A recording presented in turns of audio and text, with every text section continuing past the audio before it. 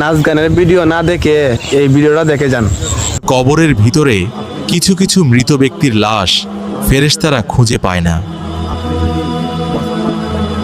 প্রিয় দর্শক, মৃত ব্যক্তিকে যখন আত্মীয় স্বজনেরা দাফন করে চলে যায়, তখন মুনকার ও নাকির এসে দেখে কবরের ভিতরে লাশ নেই, বরং বিশাল আকৃতির একটা পাখি দাঁড়িয়ে আছে।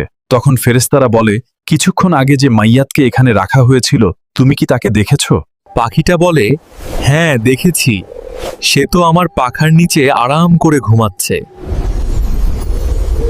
এরপর ফেরেশতারা বলে, মাইয়াতকে বের করো, তাকে আমরা 3টি প্রশ্ন করব। যদি সে প্রশ্নের সঠিক উত্তর দিতে পারে, তাহলে আবার তোমার পাখার নিচে ঘুম পাড়িয়ে দিও। তখন পাখিটি বলে, তোমরা এখানে চেঁচামেচি না করে এখান থেকে চলে যাও, কারণ সে দুনিয়াতে কোরআন তেলাওয়াত করে। তাই তাকে আরামে ঘুমাতে দাও। তখন আল্লাহ তাআলার হুকুমে ফেরেশতারা চলে যায়। সুবহানাল্লাহ। আপনি যদি মুসলমান হয়ে থাকেন তাহলে ভিডিওটা শেয়ার করে দিবেন।